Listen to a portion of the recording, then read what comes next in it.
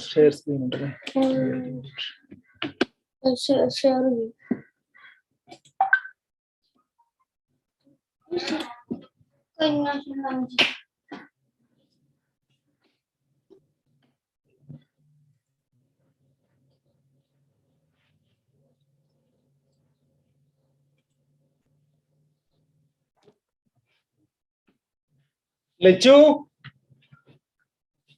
Lechu.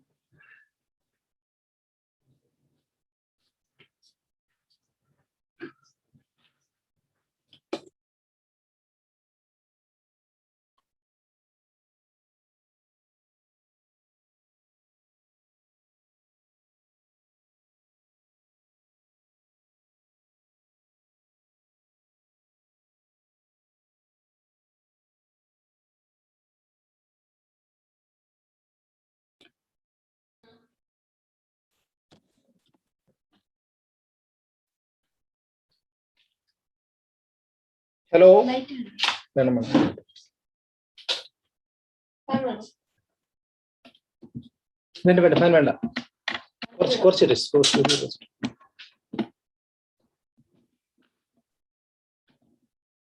Hello. Lechu.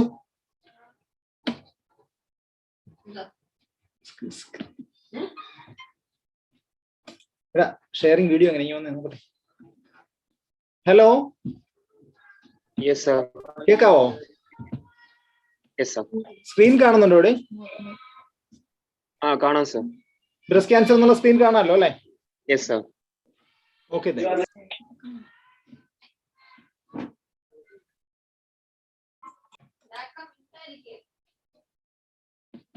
എന്നെ visible ആണോ?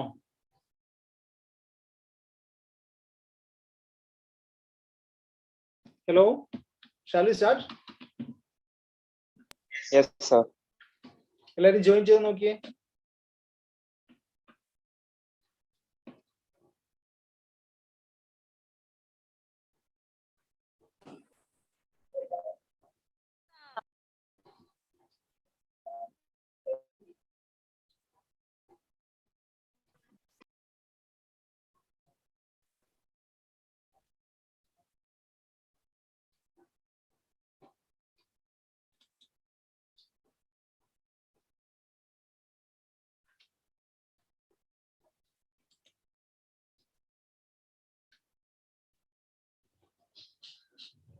Shall we?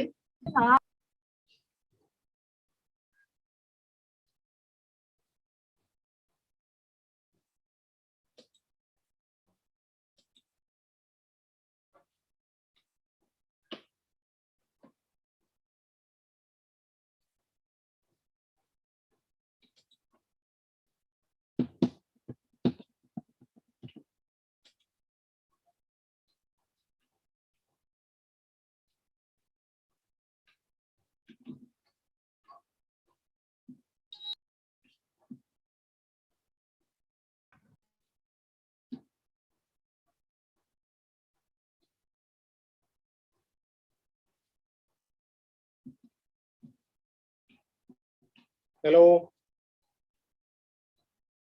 Yes, sir. Are you people ready? Shall we start? Okay, sir. Otherwise it won't finish. There is a very big huge topic, no? Okay. We can start, sir. Okay. So as you all know, today's topic is carcinoma of breast. Okay. Carcinoma of breast, as you know, this is the most common malignancy nowadays, especially in female population. It accounts for around 11.2 or 3 is a incidence per 1 lakh population all worldwide, and we are dealing with that one. It's a huge topic, and we may not be able to cover it completely, but I will try to summarize and go through that one as quickly as possible. Many of the slides we have to just quickly go through. Okay, we start. The anatomy of the breast, as you know, it is a subcutaneous organ, especially situated over the region of the chest wall. And it is over the pectoralis major muscle, majority of the part of that one. And it is towards the lateral aspect, it is covered by the serratus anterior as well as the latissimus dorsi muscle linked towards the lateralmost side. And from the lateral aspect of the sternum and from the clavicle, it spreads up to the region of the rectus abdominis muscle. Okay, there are Cooper's ligaments are there that you know, and it is formed by the lobules, and lactiferous sinus as well as ducts are there. And so it is a stromal fibrofatty organ actually. And coming to the lymphatics, the majority of the lymphatics goes to the lateral aspect. As we know, it goes to the axillary node through the central node, and again the apical nodes. It can go to the supraglottal node, and there are multiple pathways are there. Can reach the rectus sheath and internal mammary nodes and to the rotas nodes also. This is just an outline of the lymphatic pathway. This may be asked as a diagram also, so you should be studying that one. Moreover, surgically, the more important thing is the Berg's levels of lymph node stations. That is level 1, 2, and 3. Level 1, as you know, it is lateral to the pectoralis minor muscle, and level 2 it is behind the pectoralis minor, and level 3 is medial to the pectoralis minor muscles. So surgically, we classify the levels of axillary lymph nodes as level 1, 2, and 3, depending upon the level in relation to the pectoralis minor muscle. So coming to the carcinoma of breast proper, and this is the most common malignancy in females, as you know, and it is the most common cause of death in middle-aged women, especially in case of Western population where there is statistics are more available. And the most common site of the CA breast is upper outer quadrant. It shows that around 60% of the cases it is in the upper outer quadrant. So coming to the risk factors, what are the risk factors? Are you seeing the screen properly? Yes, sir. Okay. So what are the risk factors? The risk factors can be basically divided into a modifiable risk factor as well as a non-modifiable risk factors. What are the modifiable risk factors? As you know, is it obesity, sometimes alcoholism, smoking is said to be one of the cause factors. And elderly primary, as early as possibly how to. Elderly primary is another modifiable risk factor, and HRT, hormone replacement therapy, and lack of breastfeeding also are modifiable risk factors. The non-modifiable are there. That age, as the age increases, the chance of CA breast development also increases. Female sex, that also we can't change. The nulliparity also is a risk factor. History of radiation exposure, early menarche and late menopause, as due to the increased exposure to the estrogen, is said to be more of a risk factor-like feature.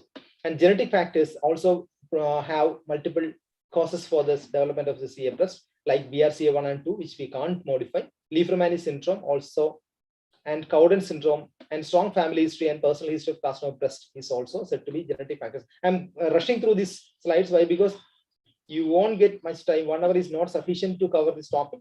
So initial part, especially all those things are taught you multiple times in the clinics and all. So we are rushing through this part, and we will be more concentrating on the treatment part if possible. That will be better, I feel. And histological. Coming to the histology and pathological factors, considering pathological factors as a risk factor, you'll be getting this lobular carcinoma in situ. This is the lobular carcinoma in situ is said to be having one of the most important factor for development of carcinoma breast. Around 6 to 10-fold increase is there when there is a lobular carcinoma in situ, and that too, the lobular carcinoma in situ produces carcinoma breast, both lobular carcinoma, invasive lobular carcinoma, as well as the invasive ductal carcinoma.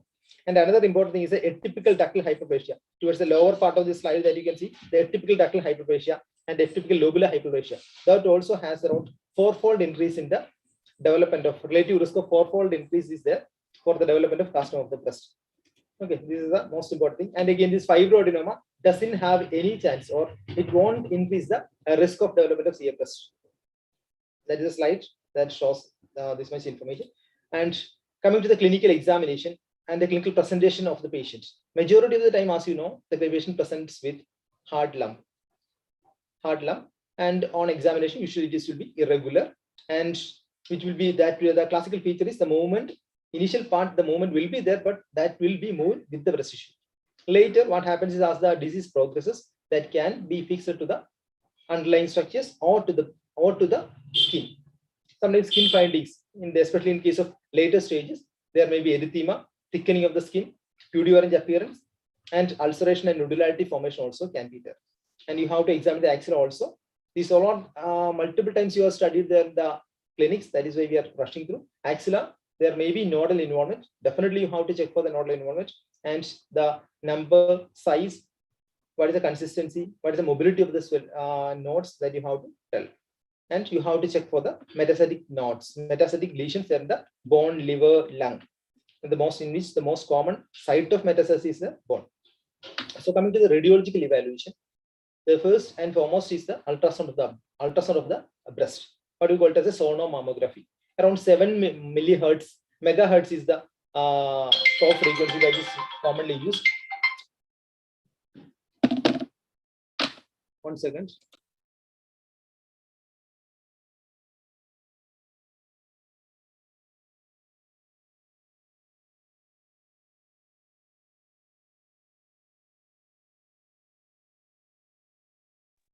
Hello.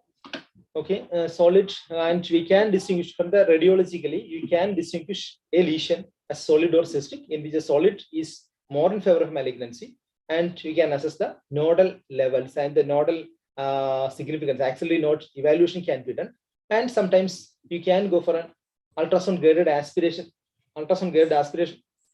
of the cyst, as well as you can go for a biopsy. Sometimes a lesion may not be palpable per se. Sometimes, especially in case of a dense fibrocystic disease breast, there may be some suspicious area which will be, you will be checking that one from an ultrasound, then only you will be identifying which is a solid area, which is a cystic area. Okay, like that you can aspirate with an ultrasound.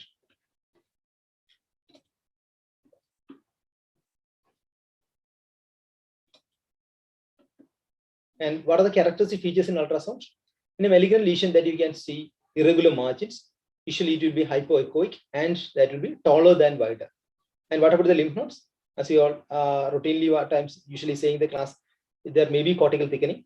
The shape will be a round or globular shape in shape, and size criteria is usually more than 1 centimeter in the short axis dimension is significant. So size more than 10 millimeter, and the classical feature is the absence of fatty hilum, and usually that will be hypoechoic.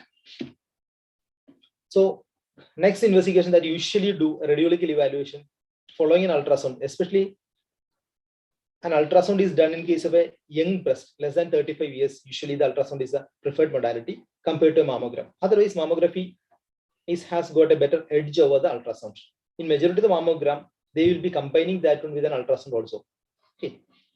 So the mammography is actually an X-ray of the breast tissue, in which high ampere low voltage X-rays with a radiation dose of 0.1 centigrade is exposed, and a beam is being X-ray beam is being taken from above, and a source is taken just below the breast tissue, and the breast tissue is kept in between two plates, and you will be getting X-rays of the breast.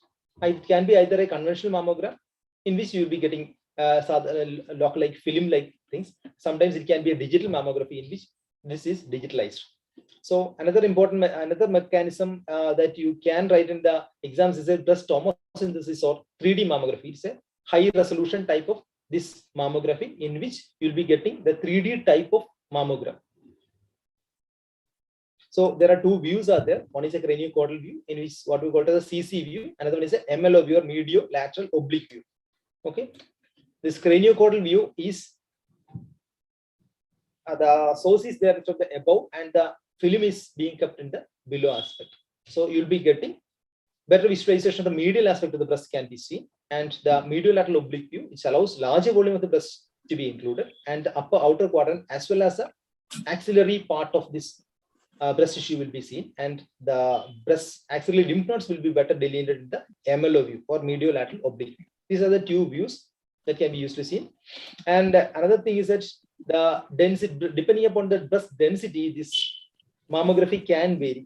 This in which this A film, A, B, and C and D are there. No, 4 films are there. 4 pictures are there. In which A is the minimal, D is having the maximum density, dense, what we call as a dense breast, in which the mammographic efficacy of the mammography is lesser in case of D and C compared to A and B. Okay. So another important thing is that what are the features? What are the malignant lesions? What are the lesions that can be seen in the mammography? If you want to say that the lesion is malignant, then what are the features? Important features are there should be microcalcification. That is one of the classical features. The calcification should be less than 5 millimeter.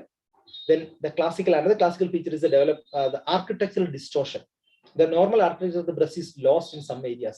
That is more in favor of a malignant lesion.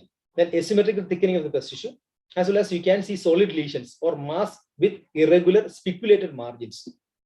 And the lesions are usually taller than wider.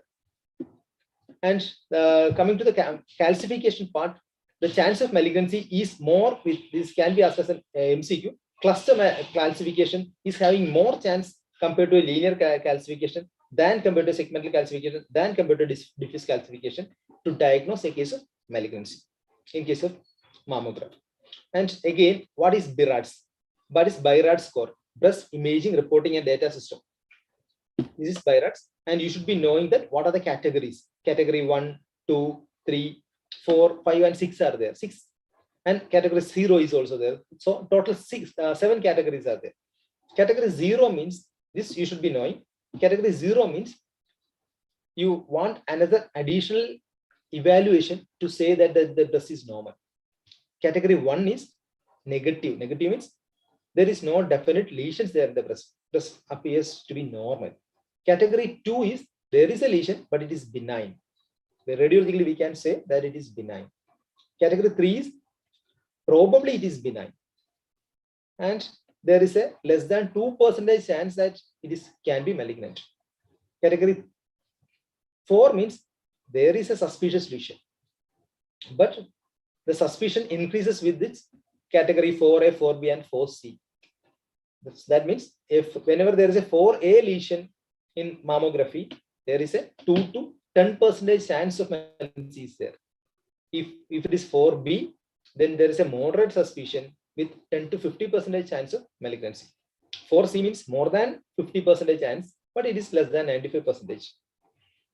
Whenever they are saying that there is a category 5 lesion in the breast, it is suggestive and highly suggestive of malignancy. More than 95% chance is that that lesion can be malignant. In category 6, it's a biopsy proven malignancy. Why you want a category mammography in BIRAD 6 lesion? Why? Because if you want to plan for, you want to make sure that there is a single lesion and only one lesion. If you're planning for a breast conservation surgery in that patient, you want to make sure that it is a that is the only lesion which is there in the breast, so that you can proceed with the breast conservation surgery. കേൾക്കാം sir. Speed ആണോ? കുഴപ്പമില്ല sir. Follow ചെയ്യാൻ പറ്റുന്നുണ്ടോ? തീരുവില്ല, Yes, അത് sir. സ്പീഡിൽ പോകുന്നത്. Okay sir. Okay, എവിടെ വെച്ച് സ്റ്റോ ആക്കണ പറയണം. Okay sir. Okay, next imaging about the MRI. One sentence about MRI. It's usually done for a dense breast lesions, especially in case of a younger age group, less than 35, 25 years, the MRI is being done. And that too, there is, even though you are doing mammography, there is a very minimal risk of radiation exposure. The 0.1 centigrade is there. Okay, so in mammography, that risk of radiation exposure is less. So whenever there is a high surveillance, so high risk patients, if you want evaluation, then it is preferred modalities MRI, or sometimes the MRI may be combined with or alternating with a mammography can be done. Okay, and also to distinguish between a scar from a local recurrence after surgery, the MRI is better compared to any other modality of management, any other modality of choice for investigation. So, and whenever there is a breast implant, mammography is the investigation of choice. Okay.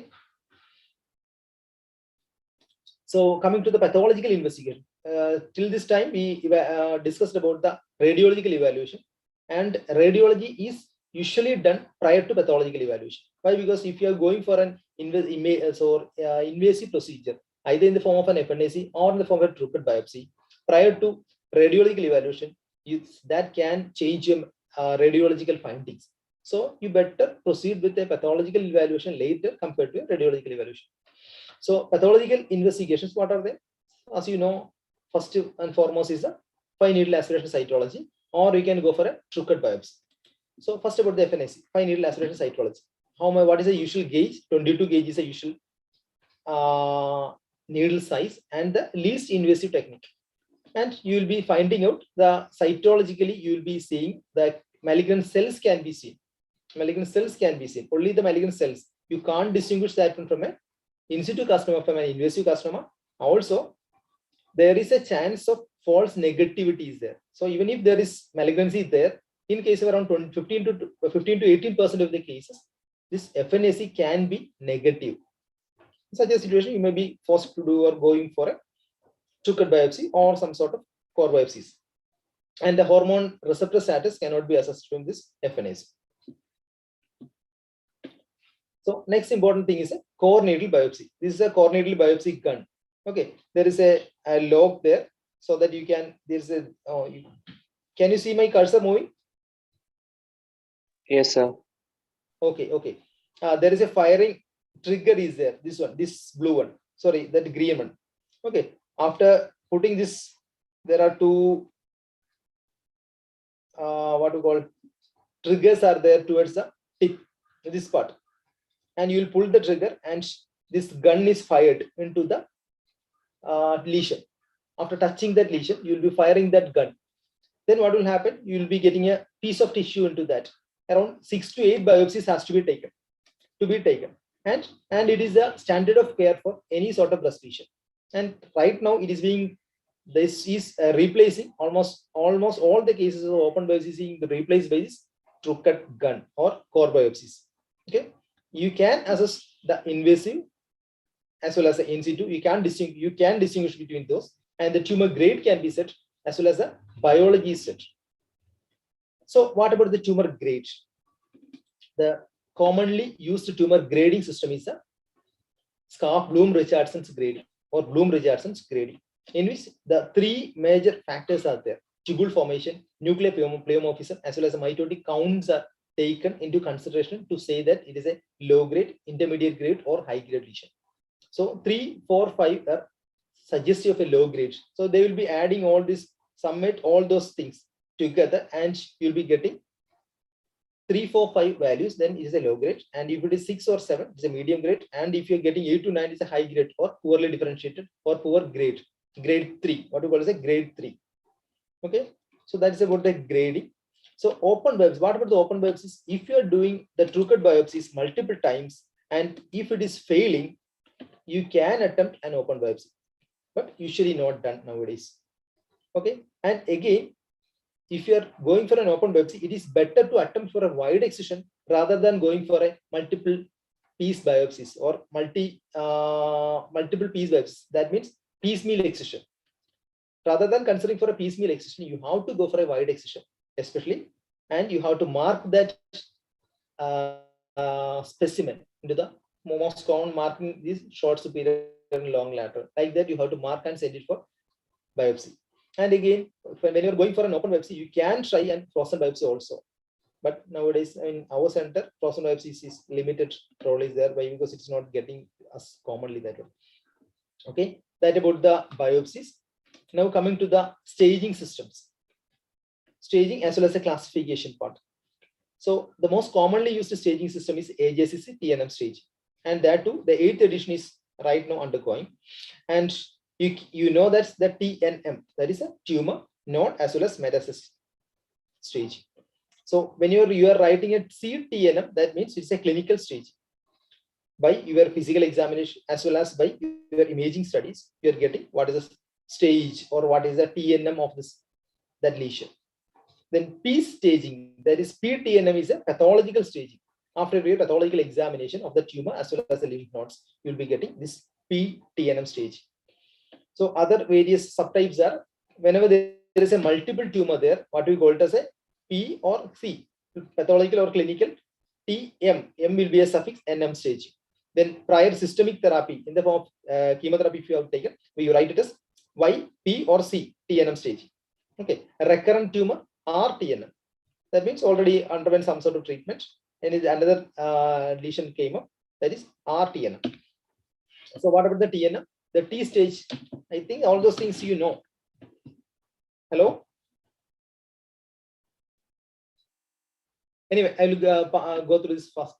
TX means primary tumor cannot be assessed. T0 means no evidence of primary tumor, but we are having some other evidence of any metastasis or so, or if I'm getting a lymph node there in the axilla, then it is a T0 N1 disease. Then TAS is a carcinoma in situ. That means it is not pierced the basement membrane. That is ductal carcinoma in situ or lobular carcinoma in situ. DAS is ductal carcinoma in situ. TIS is a Paget's disease. Okay. If it is not associated with the invasive carcinoma, if it is associated with the invasive carcinoma, this Paget's disease, then you will be writing the grade of the other one, or the TNM of the, or T stage of the other one, invasive carcinoma. TI is less than 2 centimeter. So not TA, that's T1. Sorry, T1 is less than 2 centimeter. T2 is 2 to 5 centimeter. T3 is more than 5 centimeter. T4 is if there is any extension to the skin or to the chest wall. In T4A is this is a chest wall infiltration, in which the chest wall they defined as involvement of serratus anterior, ribs, or intercostal muscles. T4B is the skin involvement.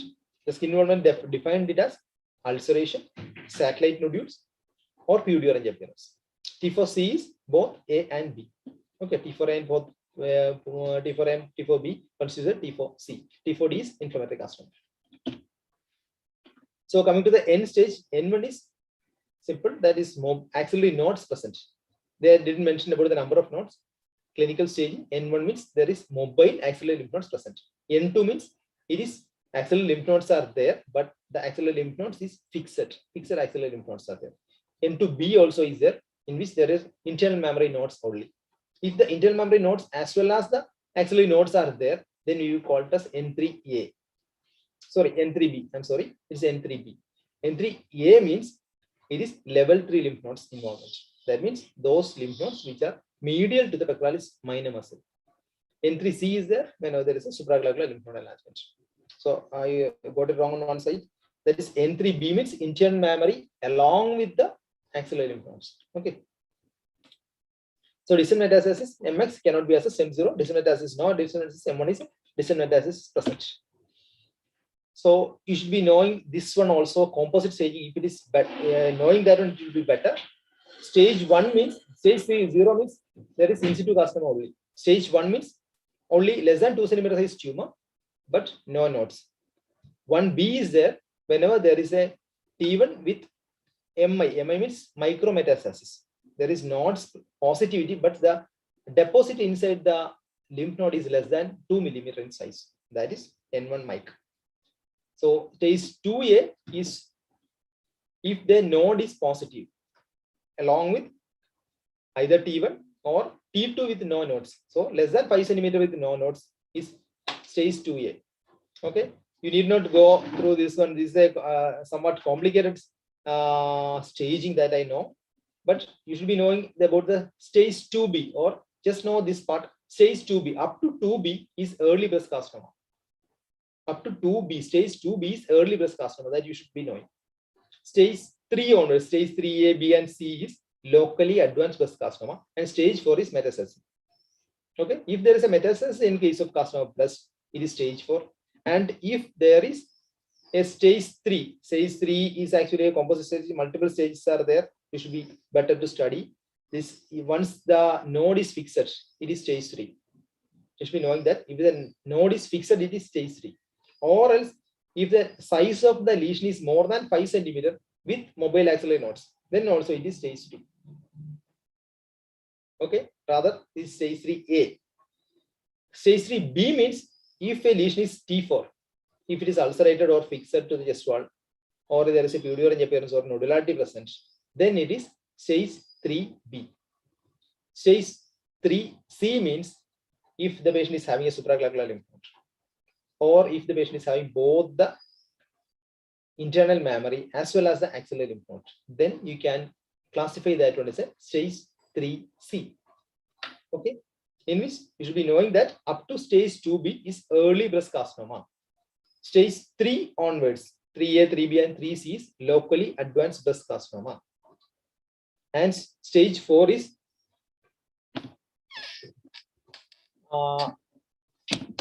metastatic carcinoma.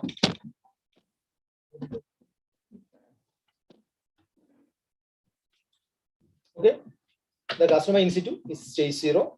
That you right now I said. Early breast carcinoma is stage 1, 2A, and 2B. Locally advanced 3A, 3B, and 3C. Metastatic disease stage 4. Clear? Coming to the LABC, locally advanced breast carcinoma. LABC is locally advanced breast carcinoma. Larger tumors, T3 lesions, N2 or N3 disease. Chest wall involvement, T4A can be LABC.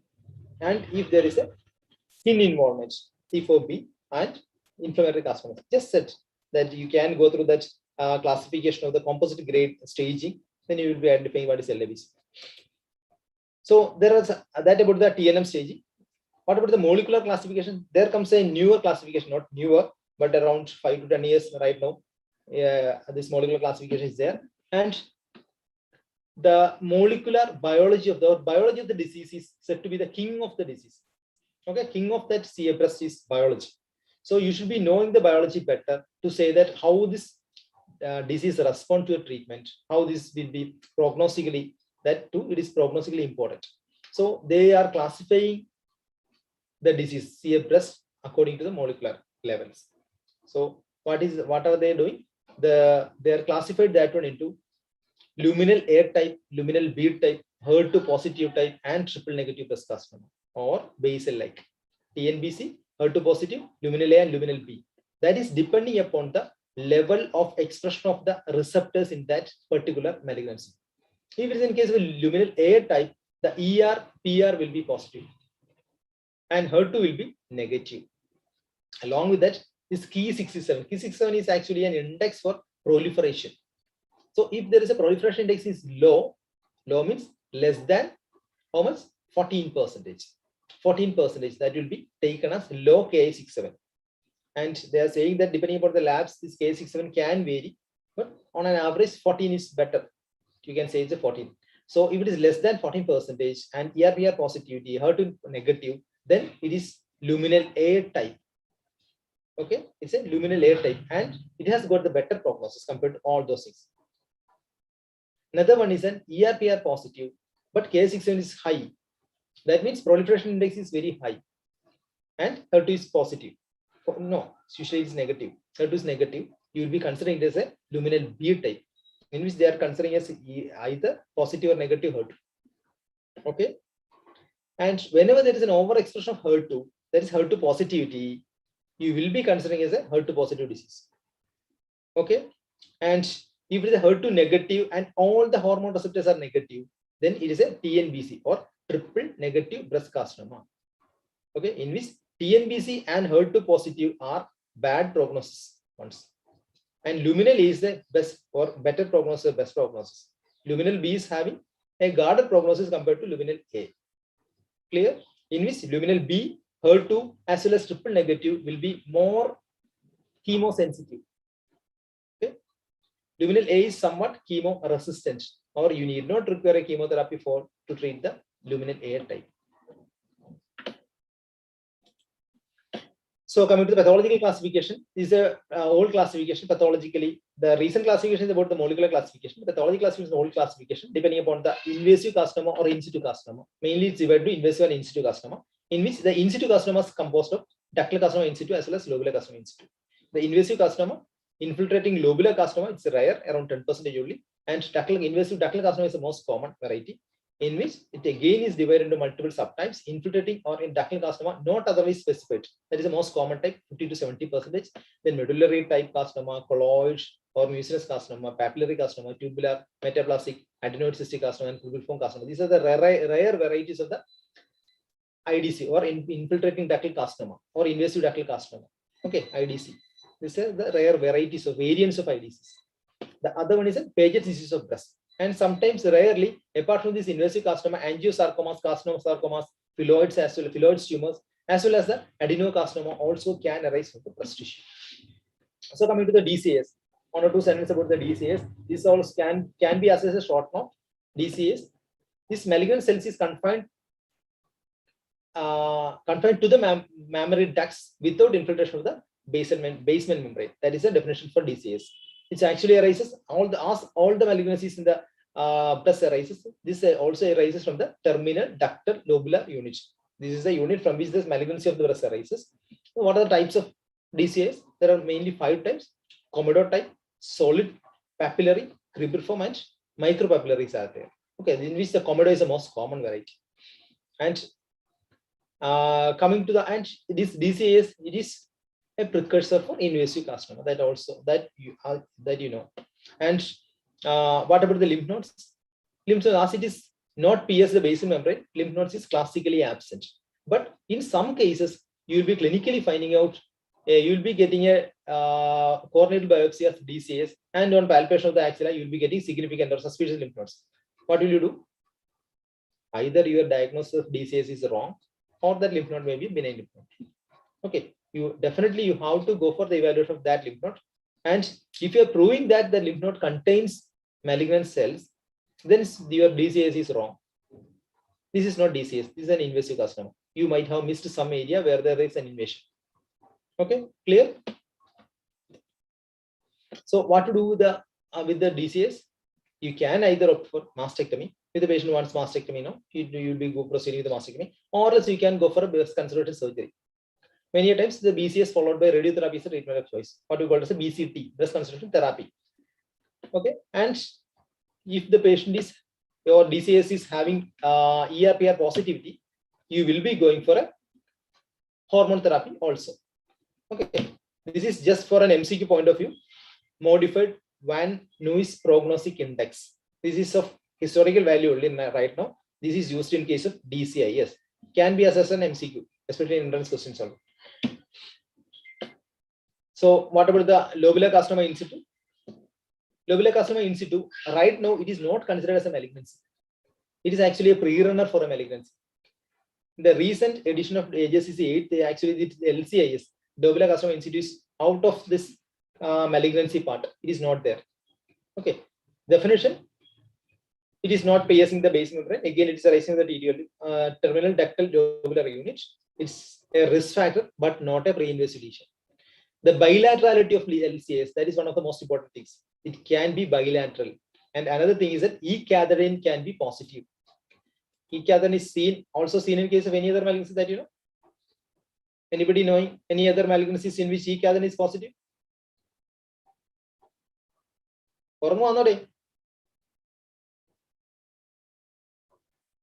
No, sir. Answer.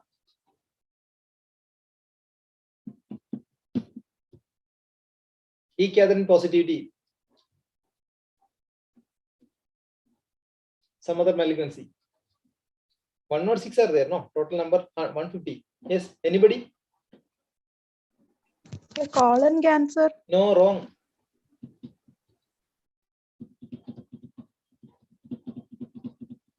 Ovarian cancer. No. CS stomach. Okay. Carcinoma of the stomach. Sometimes is having, especially that intestinal type, and one more type is there. No, what is the other type? Other than intestinal type? Diffuse type. That diffuse type of CS stomach will be positive for E-cadherin. Okay. So in which the pleomorphic, when coming to the LCAS, this pleomorphic LCAS is more aggressive. So then another classical variant also is there, in which the pleomorphic is more aggressive, and sometimes that has to be treated just like that of a DCAS.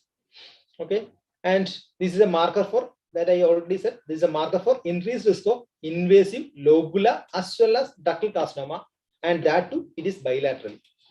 Okay, the treatment again to prevent an invasive carcinoma, that is our aim. And you can go for an observation, sometimes chemo prevention with a tamoxifen if it is positive for ERPR, and sometimes prophylactic mastectomy also can be tried, especially if the patient is having a strong family history. Okay. So just two terminologies. What is multifocality? That you know, multifocality is two lesions in the same quadrant. That is what we classically teach. And a new definition also I saw from the internet, that is less than 4 centimeter distance. Okay, that is again F multifocality, definition of multifocality. Multicentricity means foci of disease in more than one quadrant, two different quadrants, or if it is having a more than 4 centimeter detached or distance from a two primary lesions, then it is multicentricity. Why it is important? In case of multifocality, you can sometimes include that one in a VCS. When you're going for a wide excision, you can include that one in a same incision. In multicentricity, it's not possible. Okay, so what about the early breast carcinoma? Early breast carcinoma that I said, it is stage A1, stage 2A and 2B. LABC is stage 3, stage 3A, B and C. Okay, what to do? What are the evaluation strategies? You will be going for an FNAC needle biopsy for both the cases. But as a metastatic workup, you need not go for any sort of metastatic workup in early breast carcinoma. Okay, other than this chest X-ray and ultrasound of the abdomen. And sometimes some textbook says that LFT also can be done. It's actually more in favor of for a pre-operative checkup. Okay, and but for an LABC or locally advanced breast carcinoma, you have to go for a metastatic workup, CT chest, CT abdomen, bone scan, and CT brain. But right now, all those investigations are being replaced by PET scan. Okay, as a metastatic workup, you can go for a PET scan in case of a locally advanced breast carcinoma. Okay, and also you have to go for evaluation for a chemotherapy if it is required. So coming to the management part. Okay, ready? This part is clear or Yes, sir.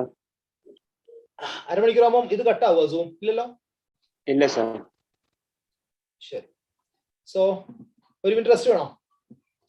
Half an hour കഴിഞ്ഞു. 1 minute rest. Okay,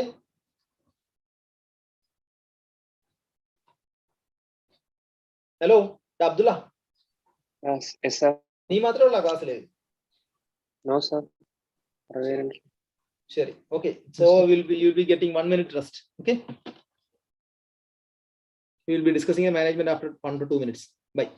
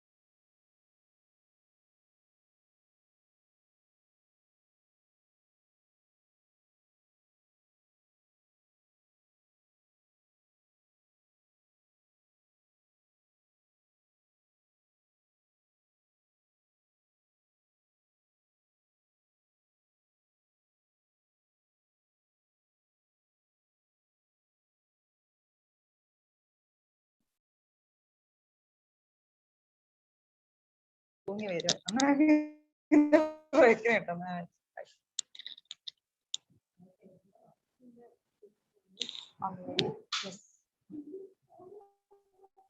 ആണോ എന്ത്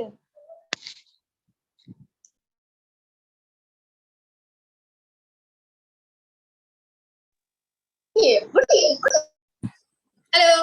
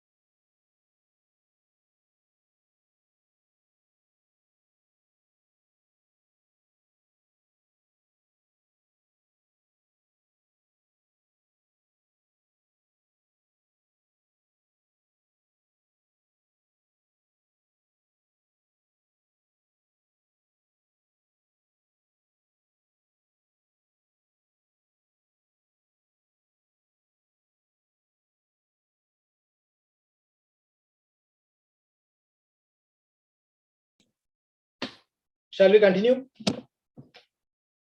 Okay, sir. Okay, so about the management part.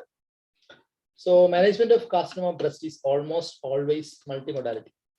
Okay, almost always it is multimodality. That means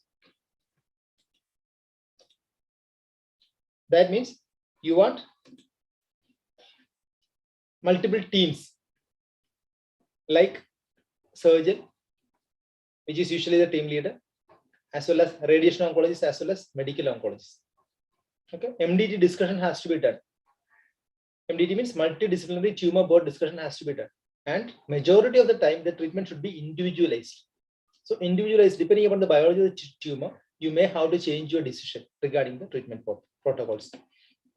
In which surgery and radiotherapy is done for the local control of the disease, as well as chemotherapy is done for the systemic control. Okay.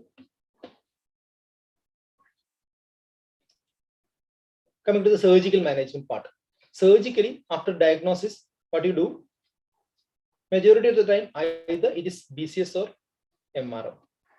Nowadays, the chance or the BCS part is coming up in a big way. Breast conservation surgery or BCS, breast conservation surgery. What does it mean? It includes wide excision of the disease along with the address of the axillary lymph nodes. Axillary lymph node addressing can be done either in the form of sentinel lymph nodes or in the form of axillary lymph node clearance. Okay. So usually that is done with a separate incision.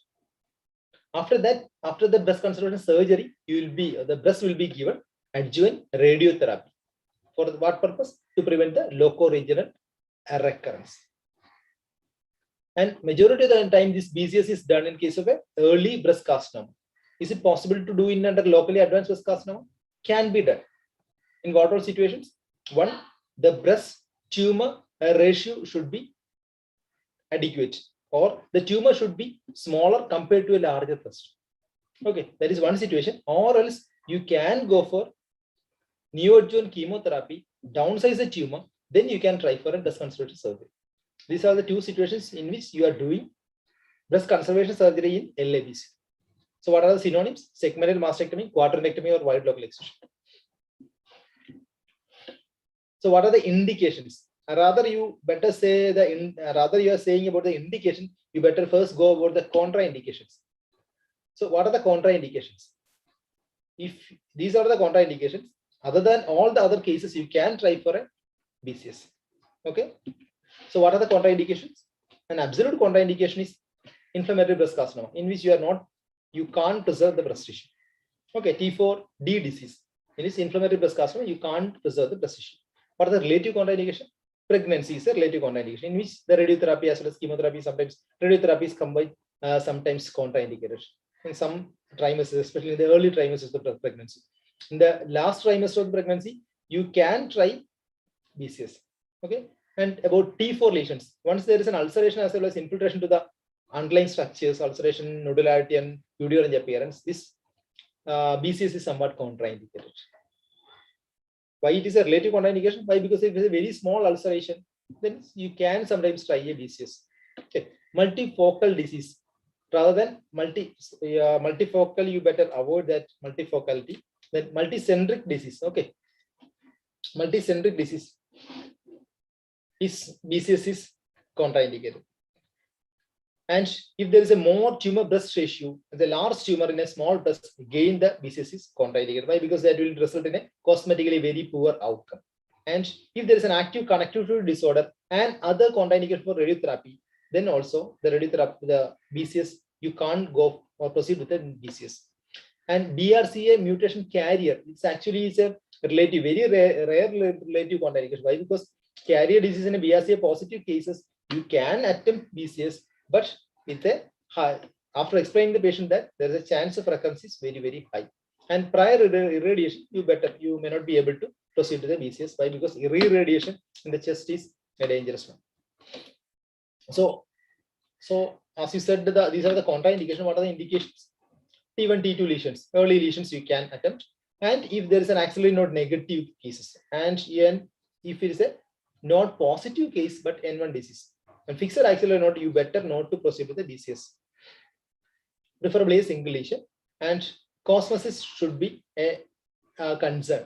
Okay, and post-operative follow-up and radiotherapy also to be done in case of a BCS.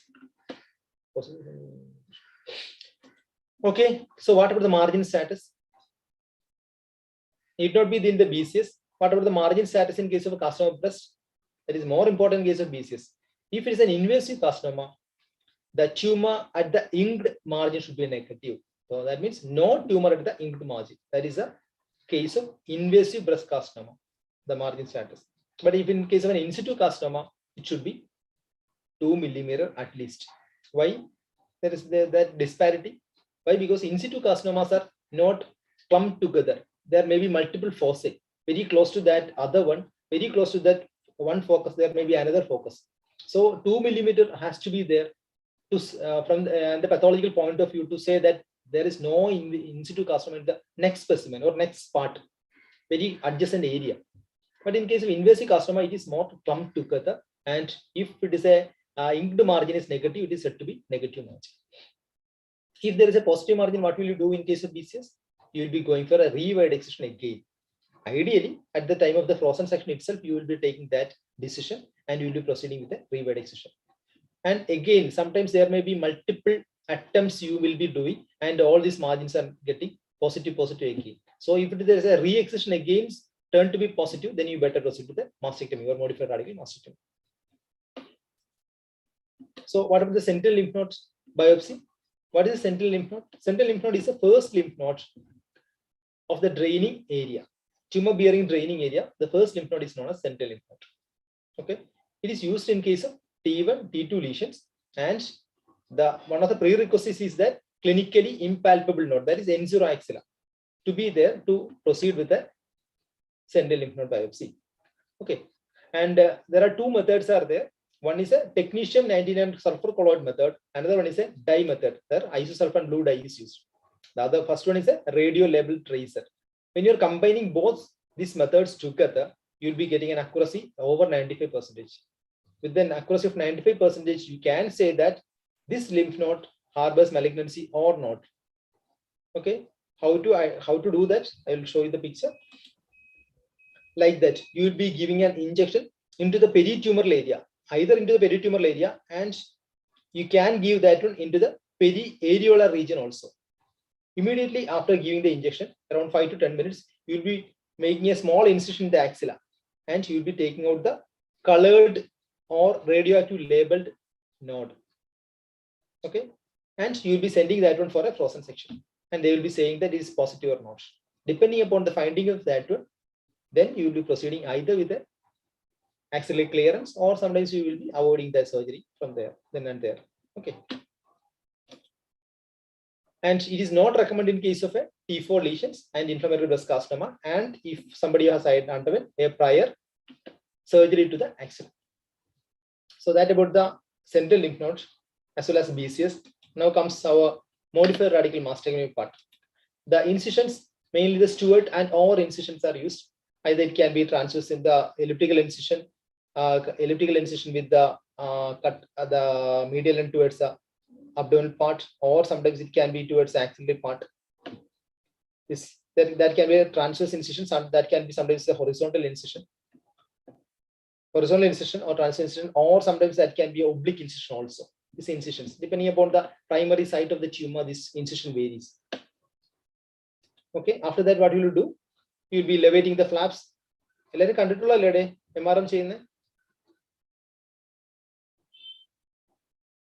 Hello? Yes, sir. Continue, sir. Sure. So what will you do is you'll be elevating the flaps, and the flap limit is usually medially up to the sternal border. You elevate the flap up to the sternal border, and superiorly up to the clavicle, laterally up to the LD muscle, inferiorly up to the rectus abdominis muscle. You will be elevating the flap, and then you will be taking out the breast from the pectoralis major. Detach that one from the pectoralis major along with the pectoral fascia in the specimen site. Okay. Later, you'll be entering the axilla, and you will clear the axilla. What is the clearance usually done? Usually level 1 and 2 axillary clearance is done. Level 3 is usually not done as a routine measure. Level 3 is done if there is a lymph node enlargement in level 2 there.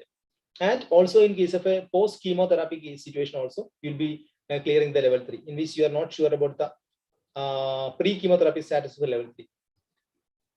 Okay. Then what are the structures which are preserved?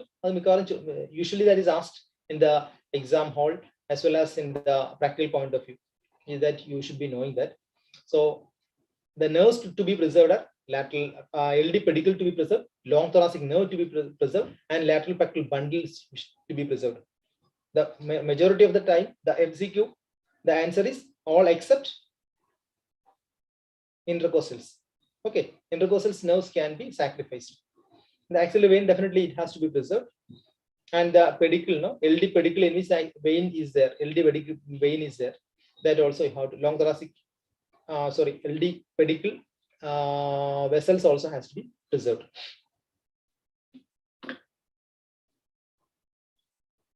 So what is the method that we are following here for an MRM?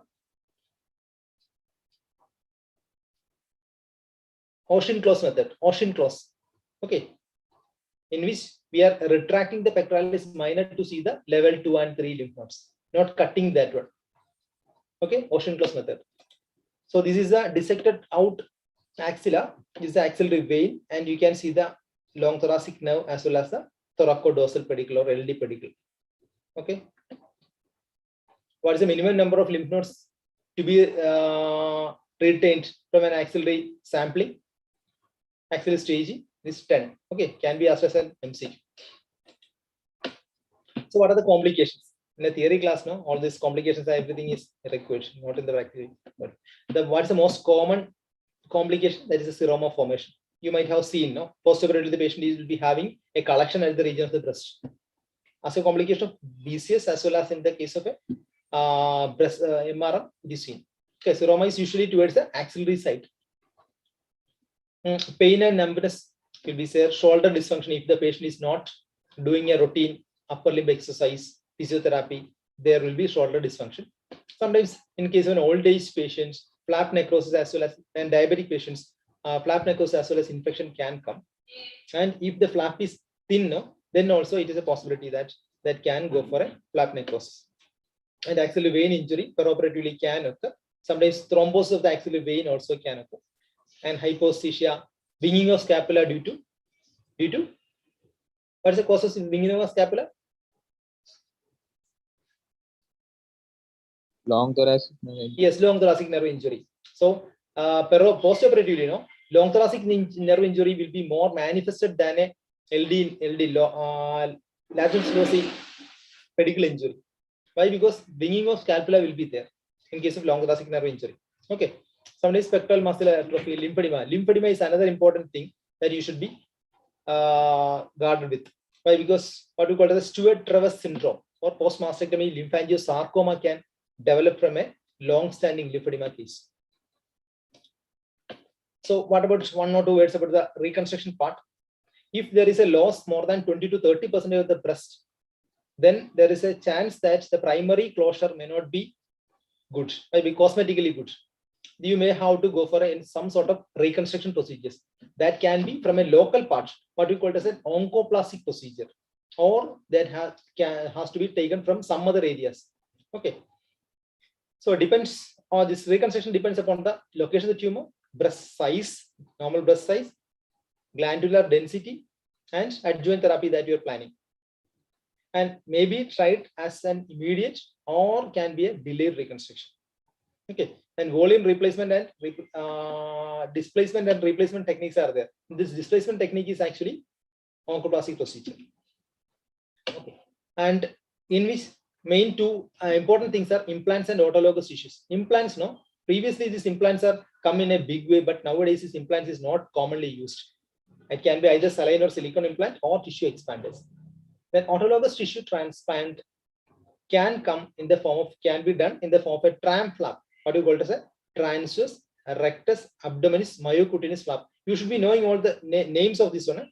Autologous tissue tram flap, that is transverse rectus abdominis myocutaneous flap, or LD flap, or sometimes perforator's flap, depending upon the perforator of the chest wall. DAEP flap, that is inferior epigastric perforator, deep inferior epigastric perforator flap, and that too, it is said to be one of the preferred flap, but LD flap is the one that we usually do there in the RCC. This is about the tram flap. Just about the tram flap is a pedicle tram flap. You'll be taking the part of the rectus abdominis muscle and is taken subcutaneously into the chest at the region of the breast tissue. That is a pedicled tram flap. The pedicle is based upon this one, inferior epigastric artery over here, but this is a free flap, tram flap. This is a epigastric artery. No, this is inferior epigastric artery. The other one is based on the superior epigastric artery. This one is based on the inferior epigastric artery. This tram flap. Okay. That about the surgical management part. Oh, it is already 2 o'clock. Okay, now we come to the chemotherapy part. Systemic chemotherapy can be of 2 types. Either it can be given as a neoadjuvant therapy or can be given as an adjuvant therapy. Hey, do you have any class at 2 o'clock? No, sir. No. Okay, so systemic chemotherapy can be of 2 types, neoadjuvant or adjuvant therapy. Okay, so what are the indications for chemotherapy? Neoadjuvant therapy, we already discussed one sentence about if the patient is having a big tumor, a large tumor, and the patient prefers to have a BCS, then you can try for a neoadjuvant chemotherapy. Okay, that is one situation in which neoadjuvant chemotherapy is given. Other situations are that we will discuss. So what are the indications? Chemotherapy altogether, what are the indications? All node positive cases. This is a post-operative adjuvant setting. This is all node positive. If it is a disease is N+ disease, you have to give chemotherapy. You need not be that one in the prior setting or neoadjuvant setting. Usually it is given post surgery, that is a adjuvant setting. In case of a locally advanced breast carcinoma, LABC, nowadays neoadjuvant chemotherapy is the standard of care. Okay, locally advanced breast carcinoma, neoadjuvant therapy is a standard of care. And why I use this T3 disease? T3 disease specifically, if it is a large disease, large T3, no, that we saw that one in the staging system. Early breast carcinoma contains T3N0 disease. T3N0. That also, if it is a T3 disease, you better go for a chemotherapy. Then all premenopausal age group, especially with a poorly differentiated carcinoma. In majority of the premenopausal age group, the malignancy will be a poorly differentiated carcinoma. So as the younger age group, the patient is having an younger age group, we prefer to give a chemotherapy. Okay. And all advanced stages, especially with the distant metastasis, there is no confusion regarding the distant metastasis part. You have to give chemotherapy, especially to downsize the tumor.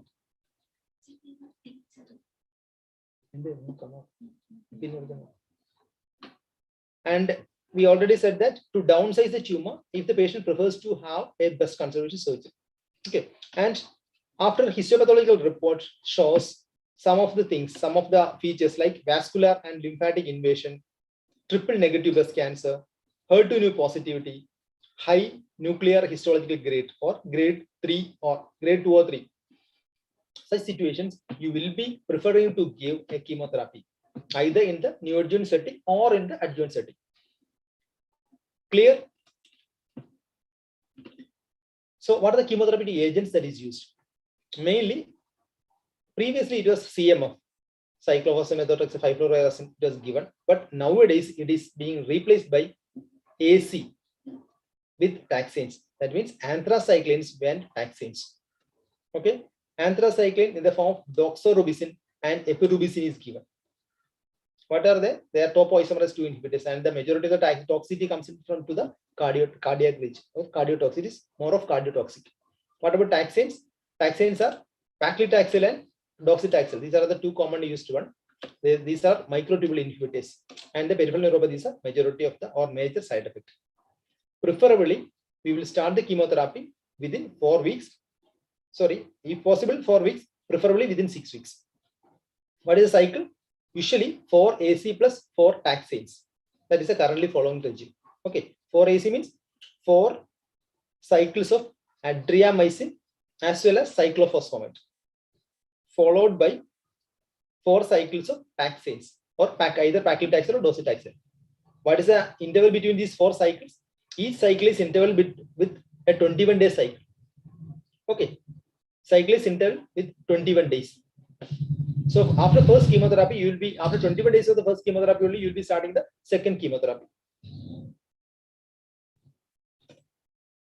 So if you are coming for if you are giving the chemotherapy as a neoadjuvant therapy, there may be multiple types of persons are there. Like the responders of chemotherapy, you can classify them as complete responder if the patient is having no palpable tumor, what we call as a clinically complete response.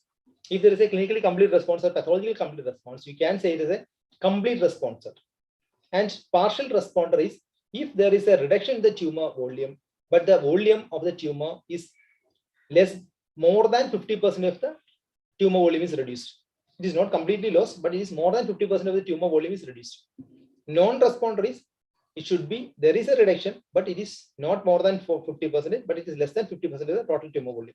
Progressive disease is that it is not reduced, but it is increasing in size.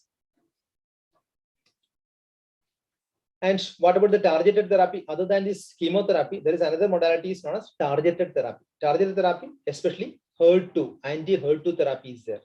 Anti-HER2 is what we call as a Herceptin or trastuzumab. Is the treatment is the what is that? This trastuzumab is an anti-HER2 receptor antibody. It's a humanized monoclonal antibody. It's a humanized monoclonal antibody. Okay, but it can be given for all HER2 positive cases. What is their occurrence? Around 20 to 25% of all of the breast carcinoma is having HER2 positivity. You know, no? What do you mean by HER2 positivity? Whenever there you are saying that in the IHC immunohistochemistry, they will be saying that HER2 positivity means it is 3+. That denoted as 3+. Okay, then they will be saying that it is HER2 is positive. There are 2+, 1+, and 0 is there. Okay, 0, 1 is negative. Whenever there is 2+ comes, they are saying that it is equivocal. Then they will be doing a FISH testing also, FISH, FISH testing. Then they will be deciding upon the HER2 positivity there or not. Okay, that is a genetic study. And what is the normal duration of this HER2 therapy? That is 1 year. 1 year is a standard of care, but you can attempt or you can try for 6 months also. 6 months is somewhat equivalent to 1 year. Why you want to reduce the duration? Why? Because it is a costlier drug. Okay, so you have to buy it down, the trastuzumab, but it is a revolutionized drug. It is revolutionized the treatment modality for a carcinoma of breast as with the help of targeted therapy. The lepatinib and pertuzumab, these are the newer targeted therapeutic agents. Okay, this targeted therapy with trastuzumab can be combined with chemotherapy. What is the most common side effect of trastuzumab? Anybody?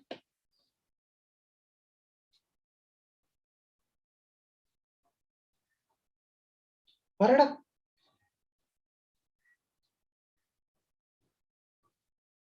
Hello. Anybody there? Yes, sir. Parry. Anaphylaxis alone. No.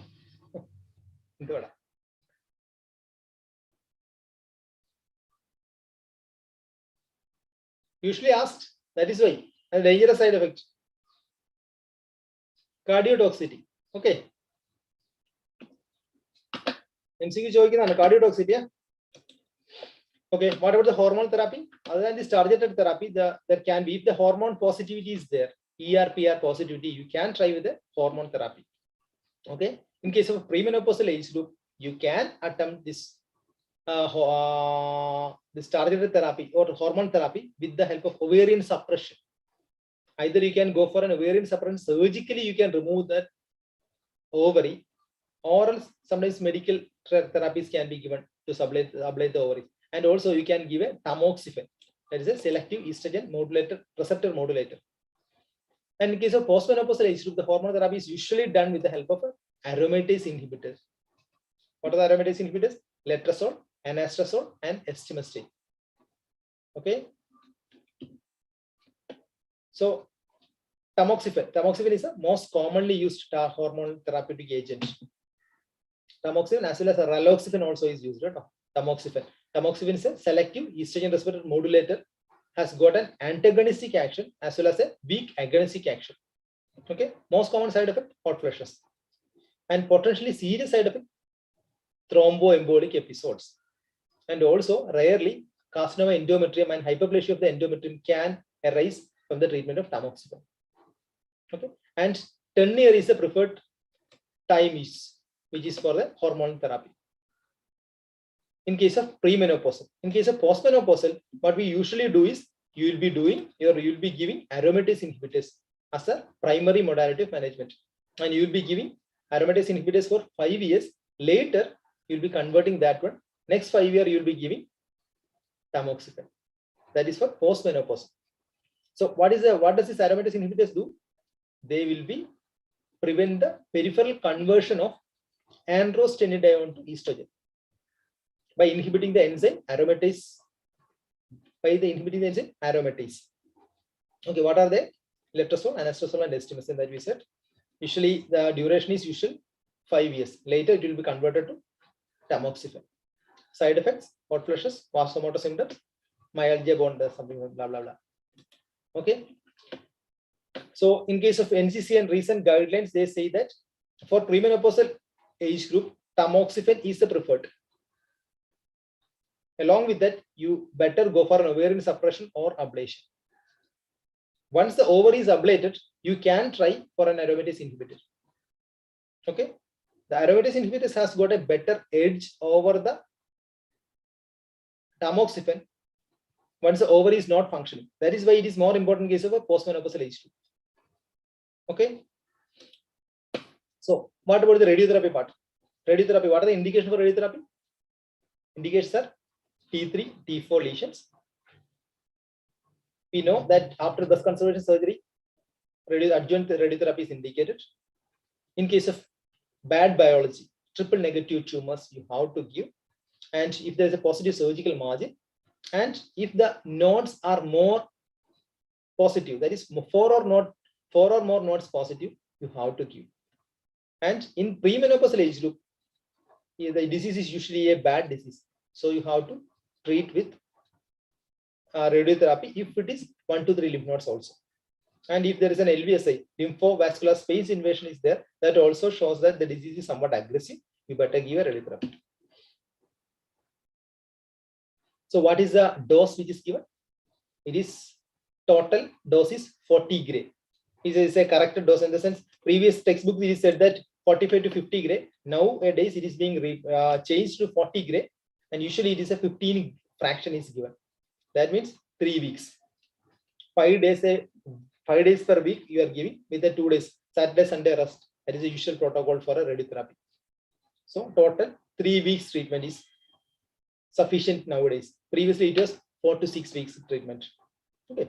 And in breast conservation surgery, the tumor this one, you will be giving a boost to the tumor site. Okay, so around 10 grays boost will be given. So here, these are about the management part. Then certain special situations in which bone secondaries. The first one is a bone secondary. That is the most common site of metastasis that you know, and the lumbar vertebrae is the most common.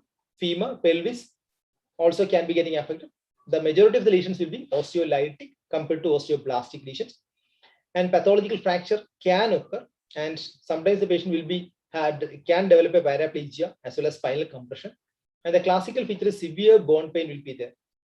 Especially, so you should be suspicious of a lesion there in the lumbar region if the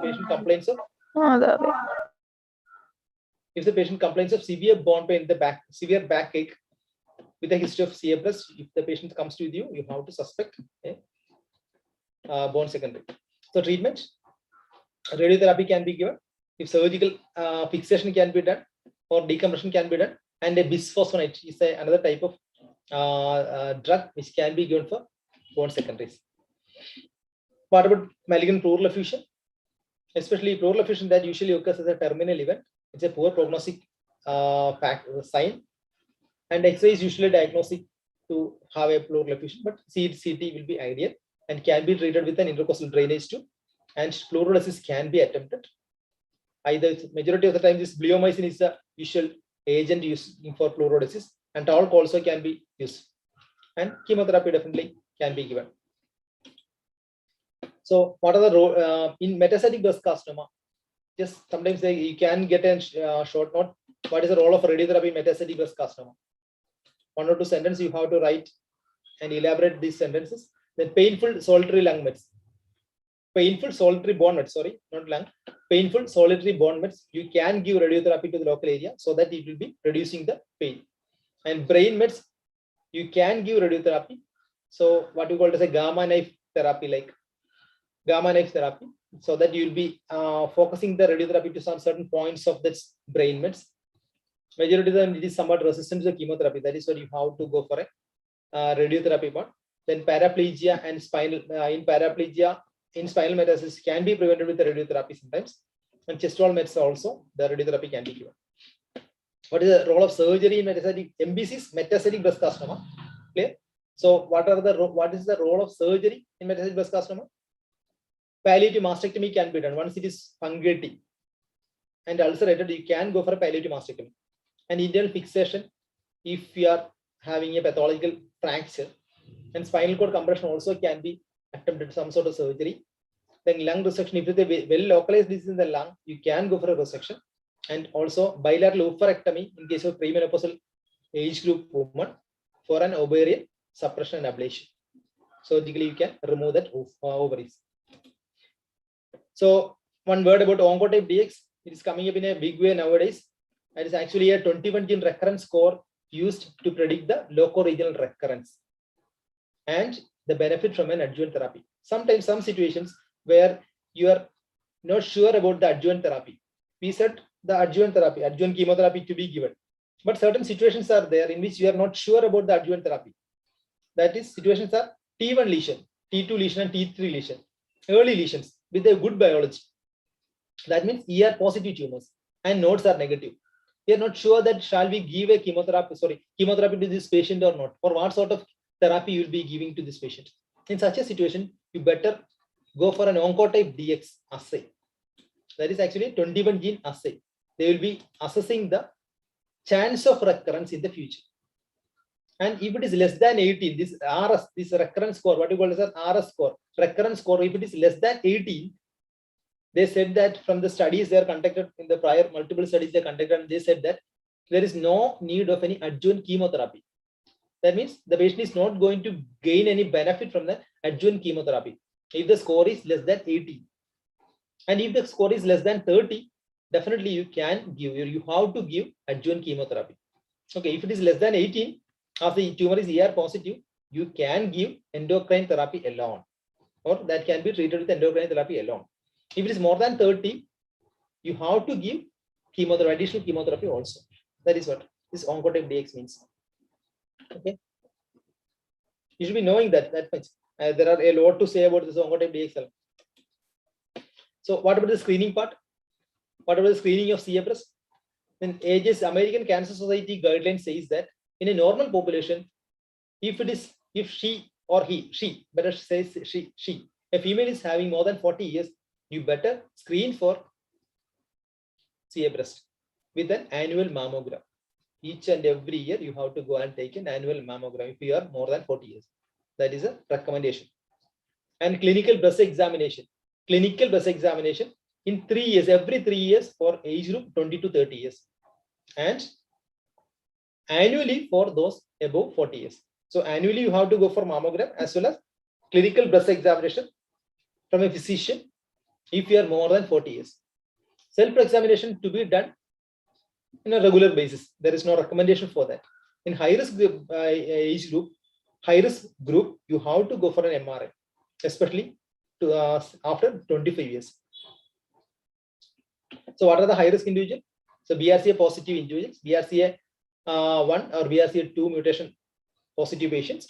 If you are having a strong family history, and if you had a irradiation, mantle irradiation for Hodgkin's lymphoma, that was done prior, 10-20 years back. The mantle irradiation was done in the region of the neck and head and neck region, and mediastinal region it was given for a Hodgkin's lymphoma. Nowadays it is not done. So if there is such a history or irradiation history is there, then you are a high risk individual. And if there is a history or pathological diagnosis of LCIS or typical ductal hyperplasia, that also include you in a high risk group. So you have to be screened. So what about the follow-up? Every 3 to 6 months has to be your follow-up for the first 3 years with the history as well as physical examination. Next, 4 to 5 years, 6 monthly follow-up. Thereafter, annual follow-up. That is the usual follow-up for the patient. Mammography, when to take the mammography, repeat mammography, you have to go for an annual mammography. Breast self-examination to be done, and pelvic examination also has to be done when the patient comes for the follow-up and visit. So what about the male breast carcinoma? Rare incidence, but majority of the time this is BRCA2 positive as well as ER positivity will be there. Most common type, just in other case, infiltrating ductal carcinoma. The treatment should be standard, just as the female breast carcinoma, with a mastectomy, plus or minus central lymph node or axillary clearance, chemotherapy, radiotherapy, as well as endocrine therapy. Prognosis is somewhat similar to that of the female breast carcinoma. What about the Paget's disease? It's actually a superficial manifestation of underlying carcinoma. Clinically, it is usually eczematous changes will be there, erosion of the nipple will be there, crusting, redness, everything will be there. And pathologically, classical feature is a Paget's disease.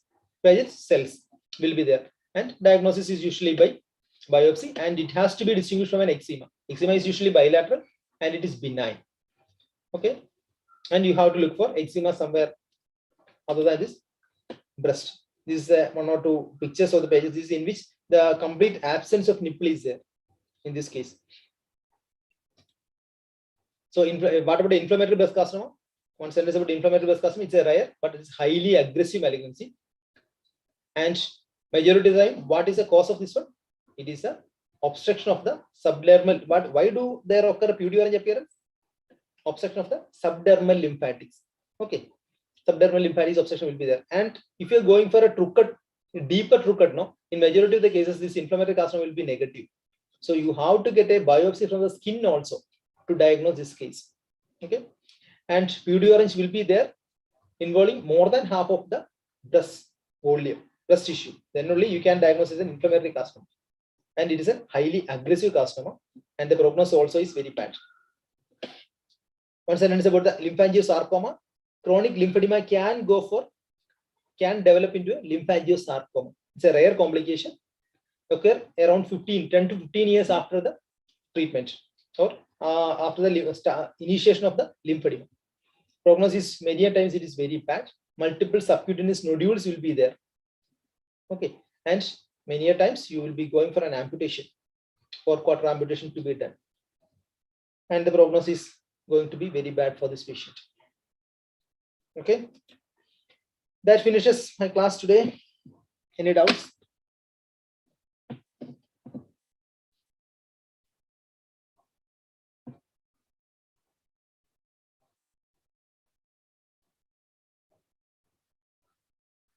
ആരെങ്കിലും ഉണ്ടോ ഇവിടെ ക്ലാസ്സിൽ? Yes, sir. Any doubts?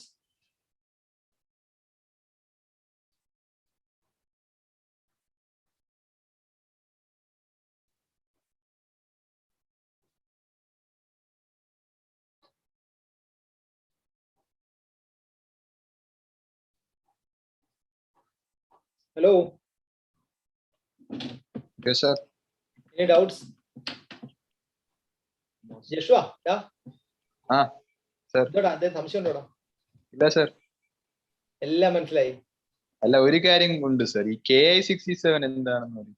എന്ന് വെച്ചാലേ അതൊരു ഇതാണ് ഒരു proliferation index. എന്ന് വെച്ചാൽ നമ്മളെ IHC ഇല്ലേ, ഇമ്മ്യൂണോഹിസ്റ്റോകെമിസ്ട്രി ഇല്ലേ, ഇമ്മ്യൂണോഹിസ്റ്റോകെമിസ്ട്രിയിൽ ബ്രസ്റ്റിന്റെ ട്യൂമേഴ്സ് എടുത്തിട്ട് അതിനുള്ളിൽ ഈ അവര് ഇമ്മ്യൂണോഹിസ്റ്റോകെമിസ്ട്രിയുടെ കുറെ സാധനങ്ങൾ ഇടും. എന്നിട്ട് അതിനകത്ത് പ്രോലിഫറേഷൻ ഏതൊക്കെ എന്താ നമ്മൾ കുറെ സെൽസിനെ എടുത്തിട്ട് ആ സെല്ലിൽ ഏതൊക്കെ സെല്ലുകളാണ് പ്രോലിഫറേഷൻ ഫേസിലുള്ളതെന്ന് നോക്കും. എന്നിട്ട് അതൊരു എല്ലാം കൂടെ ചേർത്ത് അവരൊരു എന്താ പറയാ ഒരു എല്ലാത്തിനും കൂടെ ഒരു കോമൺ ആയിട്ടൊരു ഏകദേശം ഇത്ര സ്ഥലത്ത് ഇത്ര സെൽസുകൾ പ്രോലിഫറേഷൻ കൂടുതലാണെന്ന് മനസ്സിലാക്കും. എന്നിട്ട് അതിനൊരു സ്കോർ കൊടുത്തിട്ടുണ്ട് അവര്. അത് പത്തോളജിക്കൽ കാര്യ ഡിവിഷൻ കൊടുക്കുന്ന ഇത്ര സ്കോർ കൊടുത്തിട്ടുണ്ട്. ആ സ്കോർ ഭയങ്കര കൂടുതലാണെങ്കിൽ അതിന്റെ അർത്ഥം എന്ന് വെച്ചാൽ ട്യൂമർ ഭയങ്കര അഗ്രസീവ് ആണ്. അപ്പൊ ആ K67 കൂടി നിൽക്കുവാണെങ്കിൽ ഭയങ്കര മോശം ട്യൂമർ, കുറഞ്ഞു നിൽക്കുവാണെങ്കിൽ നല്ല ട്യൂമർ. പ്രോഗ്നോസ്റ്റിക് വാല്യൂ ആണ്, പ്രോഗ്നോസ്റ്റിക് വാല്യൂ ആണ് കാണിക്കുന്നത്. And also treatment also it is differs. Why? Because K67 കൂടുതലാണെങ്കിൽ നമ്മൾ കീമോതെറാപ്പി കൊടുക്കണം. K67 കുറഞ്ഞു നിൽക്കുന്ന കേസിനകത്ത് കീമോതെറാപ്പി കൊടുത്താൽ വലിയ എഫക്ട് ഉണ്ടാവില്ല. ഓക്കെ ശരി. Okay sir, thanks.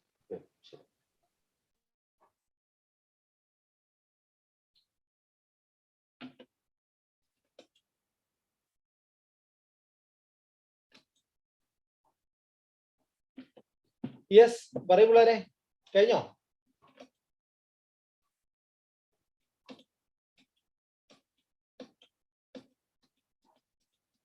അറ്റൻഡൻസ് എടുക്കുന്നത് എങ്ങനെയാണ്?